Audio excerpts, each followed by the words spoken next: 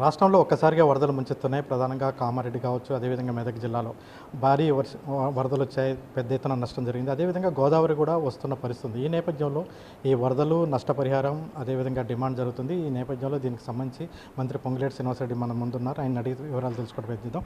చెప్పండి, ఇప్పుడు భారీ ఎత్తున వరదలు వచ్చాయి, పెద్ద స్థాయిలో నష్టపోయారు, పంటలు నష్టపోయింది, అదేవిధంగా ఇండ్లు కూడా నష్టపోయింది, డిజాస్టర్ కూడా మీరే చూస్తున్నారు. ఈ నేపథ్యంలో ఈ వరదల నుంచి వాళ్ళందరినీ ఆదుకోవడానికి ఎటువంటి చర్యలు ప్రభుత్వం చేపట్టింది?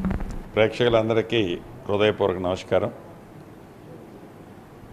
గడిచిన 2 రోజుల క్రితం వరకు రాష్ట్ర వ్యాప్తంగా అనేక జిల్లాల్లో భారీ వర్షాల నుంచి అతి భారీ వర్షాలు పడ్డ కారణంగా అనేక ప్రాంతాలు జలమయమై చాలామంది ప్రజలు ఇబ్బందులు పడ్డమాట వాస్తవం. అందుట్లో రైతన్నలు ముఖ్యంగా వేసిన పంటలు కూడా కొంత నష్టం జరిగింది.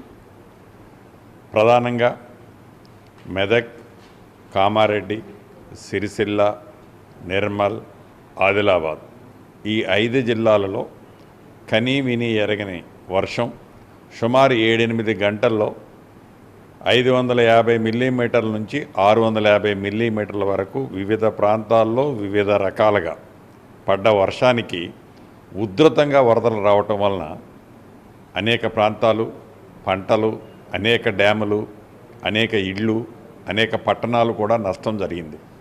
ప్రధానంగా పోచారం అనే రిజర్వాయర్, మెదక్ జిల్లాలో ఉండే రిజర్వాయరు 100 సంవత్సరాల క్రితం కట్టిన రిజర్వాయరు. దాని డిశ్చార్జీ కెపాసిటీ 64,000 క్యూసెక్కులు ఉంటే 1,84,000 క్యూసెక్కులు వచ్చినా డ్యాము మీద నుంచి వాటర్లు ఓవర్ఫ్లో అయినా డ్యాము ఎర్త్ బండు డిస్టర్బ్ అయిందే తప్ప ఒరిజినల్ స్ట్రక్చరు ఏదైతే ఉందో ఈ సమెత్తు కూడా డ్యామేజ్ జరగల. దాన్ని గౌరవ ఆ శాఖ మంత్రివారి ఉత్తమ్ కుమార్ రెడ్డి గారు ఆ శాఖ అధికారులతో నిత్యము పర్యవేక్షణ కారణంగా డ్యామ్ని కాపాడుకోగలిగాం. అదే రకంగా అనేక నేషనల్ హైవే రోడ్స్, R&B రోడ్లు, పంచాయతీరాజ్ రోడ్లు, చివరికి రైల్వే ట్రాకులు కూడా ఈ అతి భారీ వర్షాలకి డ్యామేజ్ అయింది.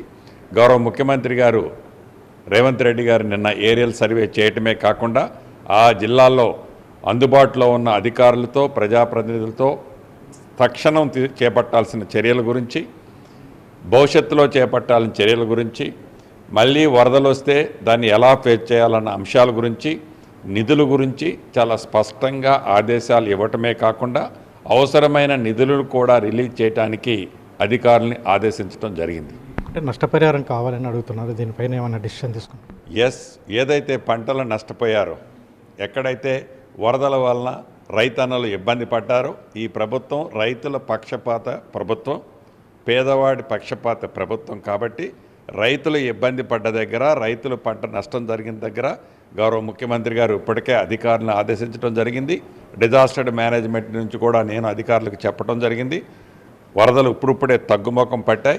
రాబోయే కొద్ది రోజుల్లో జరిగిన నష్టాన్ని అంచనా వేసుకొని రాష్ట్ర ప్రభుత్వానికి కేంద్ర ప్రభుత్వం నుంచి రావాల్సిన సహాయం గురించి కూడా నిన్న మొన్న కేంద్ర మంత్రివర్యులు సంజయ్ గారితో పలు పర్యాయాలు నేను మాట్లాడటం, వారు నాతో మాట్లాడటం, అక్కడ స్థానిక పరిస్థితులు, అదే రకంగా కేంద్ర ప్రభుత్వం నుంచి రావాల్సిన సహకారం గురించి కూడా మాట్లాడుకున్నాం. కేంద్రం నుంచి ఇక్కడ ఉన్న 2 మంత్రులు ఎవరైతే ఉన్నారో మిత్రులు కిషన్ రెడ్డి గారు, బండి సంజయ్ గారు కూడా తప్పకుండా కేంద్ర ప్రభుత్వం నుంచి ఈ రాష్ట్రానికి రావాల్సిన నిధులు, డిజాస్టర్ మేనేజ్మెంట్కి సంబంధించిన నిధులను కూడా రిలీజ్ చేయించాలని కూడా వాళ్ళని నేను అభ్యర్థించాను. గత సంవత్సరం జరిగిన ఇదే టైంలో, గత సంవత్సరం నా సొంత నియోజకవర్గంతో పాటు రాష్ట్రంలో 8-9 జిల్లాలని అతలకుతలం చేసింది ఇదే పరిస్థితిలో వరదలు. అదే పరిస్థితి ఈనాడు కామారెడ్డి, మెదక్, సిరిసిల్ల జిల్లాలో కూడా ఉన్నాయి. తక్షణం పోయినసారిలాగా కాకుండా ఈ పర్యాయం కేంద్ర ప్రభుత్వం నుంచి రాష్ట్రానికి రావాల్సిన నిధులని గౌరవ 2 మంత్రులు అక్కడ కేంద్ర ప్రభుత్వాన్ని ఒప్పించి మన రాష్ట్రానికి రావాల్సిన డిజాస్టర్ మేనేజ్మెంట్ నిధులను తెస్తారని కూడా రాష్ట్ర ప్రభుత్వ పక్షాన వారిద్దరిని కోరుకుంటున్నాను, ఆశిస్తున్నాను. అంటే ప్రధానంగా రేవంత్ రెడ్డి ఏరియల్ సర్వే పేరు మీద అంటే ఈ వరదలు వచ్చిన ప్రాంతాల్లో పర్యటించారు. ఈ సందర్భంగా కేవలం కేసీఆర్, కేటీఆర్, హరీష్ రావుని తిట్టడం కోసం మాత్రమే ఇది ఉపయోగించుకున్నారు. వరదల్ని రేవంత్ రెడ్డి ఆహ్వానిస్తున్నారంటూ బీఆర్ఎస్ ఆరోపిస్తుంది. దీన్ని మీ సమాధానం? చిల్లర రాజకీయాలు చేయటం ఈ ప్రభుత్వ లక్ష్యం కాదు, ఆలోచన కాదు, ఆ పద్ధతే మాది కాదు. గౌరవ ముఖ్యమంత్రి గారు ఏ సందర్భంలో అన్నారంటే, ఒక పక్క వరదలు వచ్చి ప్రజలు అతలకుతలమై రైతన్నలు దిక్కుదోచని పరిస్థితుల్లో ఉంటే ఆనాడు 10 సంవత్సరాలు ఎలగబెట్టిన ఆనాటి మంత్రులు కానీ ముఖ్యమంత్రి ఇంట్లోంచి బయటికి, ఆనాటి ముఖ్యమంత్రి ఇంట్లో నుంచి బయటికి రాదు, మంత్రులు బయటకు వచ్చి ఒక గొడుగు తీసుకొని 2 ఫోటోలకి ఫోజులు ఇచ్చి ఏదో ఈ రాష్ట్ర ప్రభుత్వం వాళ్ళని ఆదుకోలేదనని శవాల మీద చిల్లరేడుకెళ్లే రాజకీయం ఏదైతే చేశారో, చేయాలని తాపత్రయపడి రాజకీయ లబ్ధి పొందాలని వారు కోరుతున్నారో, ఆశించారో దాని గురించి గౌరవ ముఖ్యమంత్రి రేవంత్ రెడ్డి గారు మాట్లాడారు. నేను కూడా మాట్లాడాను, బరాబరి చెప్తున్నా. ప్రజల కష్టంలో ఉన్నప్పుడు, ఇబ్బందుల్లో ఉన్నప్పుడు, బాధల్లో ఉన్నప్పుడు ఒక భరోసా కల్పించాల్సిన ప్రధాన ప్రతిపక్ష పార్టీ భరోసా కల్పించడం అనే అంశాన్ని వదిలేసి రాజకీయ స్వార్థం కోసం ఏదో ప్రలోభాలు అయింది లేనట్టు, ఉన్నది కానట్టు ఇలా చెప్పుకుంటూ ప్రజల్ని ఇక్కడ కూడా రాంగ్ ట్రాక్ చేయాలని, రాజకీయ లబ్ధి పొందాలని ఏదైతే తాపత్రయపడే దానికి ఒక చిన్న వాక్యం గౌరవ ముఖ్యమంత్రి గారు అన్నారు. దానికంటే ఇంక నేను 2 పదాలు ఎక్కువ అంటే కూడా ప్రజల కష్టాల్లో ఉన్నప్పుడు, ప్రజల బాధల్లో ఉన్నప్పుడు ప్రధాన ప్రతిపక్ష పాత్ర పోషించాల్సింది మర్చిపోయి ఇటువంటి చిల్లర రాజకీయాలు చేయొద్దని మరొకసారి చెప్తున్నా. అంటే ప్రధానంగా అసెంబ్లీ సమావేశాలు జరుగుతున్నాయి, రేపటి జరగబోతున్నాయి. ఈ నేపథ్యంలో అసెంబ్లీ సమావేశాలు అనేది కేవలం బీఆర్ఎస్ని మీద దాడి చేయడం కోసమే, అంటే బేసిక్ గోస్ట్ కమిషన్ ఉపయోగించుకొని బీఆర్ఎస్ మీద దాడి చేయడం కోసమే ఈ అసెంబ్లీ సమావేశాలు ఏర్పాటు చేస్తున్నట్టు కూడా బీఆర్ఎస్ ఆరోపిస్తుంది. ప్రధానంగా ఏజెండా ఏంటి అనేది ఇంకా ఫైనలే కాలేదు. రేపు ప్రధాన ప్రతిపక్ష పార్టీ అని చెప్పుకుంటున్న పార్టీలోని ఒక శాసనసభ్యుడు మిత్రుడు గోపి గారు చనిపోయారు ఈ మధ్య. వారు చనిపోయిన సందర్భంగా అసెంబ్లీలో వారి కుటుంబానికి కండోలెన్స్ ప్రకటించడంతో పాటు మిగతా అంశాలు ఏంటో బీఎస్సీలో ఫైనల్ అవుతుంది. ఇంకా అంశాలే బీఎస్సీలో ఫైనల్ కానప్పుడు ఇంకా ఏమి చర్చించాలనో నిర్ణయించినప్పుడు అప్పటికప్పుడే గుమ్మడికాయలు దొంగడేవాడంటే భుజాలు అనుకున్నట్టు నిన్న చెప్పాను ఇందాక ఉదాహరణగా, పోచారం ప్రాజెక్టు 100 సంవత్సరాల క్రితం కట్టింది. ఆ ప్రాజెక్టు చెక్కు చెదరలే. మీ ప్రభుత్వంలోనే ఎస్టిమేట్లు అయినాయి, మీ ప్రభుత్వంలోనే ఫౌండేషన్లు వేశారు, మీ ప్రభుత్వంలోనే ఫౌండేషన్లు తవ్వారు, మీ ప్రభుత్వంలోనే ఓపెనింగ్లు చేశారు, మీ ప్రభుత్వంలోనే ఆ ప్రాజెక్టులు కూలిపోయాయి. ఏం తప్పైంది? చర్చించడానికి మీరు రెడీగా ఉన్నప్పుడు, మీరు చిత్తశుద్ధి ఉన్నప్పుడు, మీరు కట్టింది నిజం చిత్తశుద్ధితో అద్భుతంగా కట్టినప్పుడు ఏంది మీ భయం ఏంది? అంటే అదే కాళేశ్వరంపై పవర్ పాయింట్ ప్రజెంటేషన్ మాకు అవకాశం కల్పించమని బీఆర్ఎస్ అడుగుతుంది.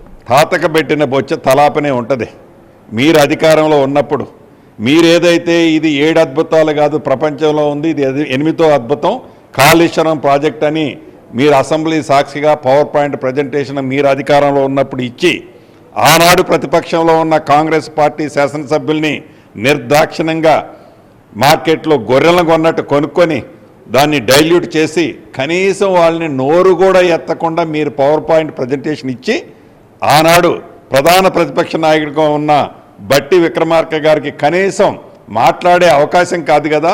ఆ పవర్ పాయింట్ ప్రజెంటేషన్ మేమిస్తామంటే మీరేమి ఎలగబెట్టారా ఆనాడు? ఏడ నైతిక హక్కు ఉంది మీరు అడిగే హక్కు? అంటే అసెంబ్లీలో మా సత్తా చూపిస్తాం, చర్చ చూపిస్తామని అంటూ బీఆర్ఎస్ అంటుంది. ఏంది సత్తా చూపేది? డెఫినెట్గా మీరు ఒక సత్తా చూపించగలుగుతారు. రౌడీజం చేయటంలో, గోండాయిజం చేయటంలో, చిల్లర వ్యవహారం చేయటంలో దాంట్లో మీరు చేయగలుగుతారు. నేను గౌరవ మాజీ ముఖ్యమంత్రి గారు, ప్రధాన ప్రతిపక్ష నాయకులు గౌరవనీయులు కేసీఆర్ గారిని ఈ సభకి రావాలని మనస్ఫూర్తిగా కోరుకుంటున్నా. బీఆర్ఎస్ పార్టీ వాదనలో ఎటువంటి పసలేదని, ఆ పార్టీ అసెంబ్లీలో ఎటువంటి చర్చ చేయలేదని, కేవలం రౌడీజము మాత్రమే చేయగలుగుతుంది, అటువంటి వాటికి ఎటువంటి ఆస్కారం ఈ ప్రభుత్వంలో ఉండదు అని మంత్రి పొంగులేటి శ్రీనివాసరెడ్డి అంటున్నారు. కెమెరా పర్సన్ పృథ్వీతో భూపాల్, ఎన్టీవీ, ఖమ్మం నుంచి.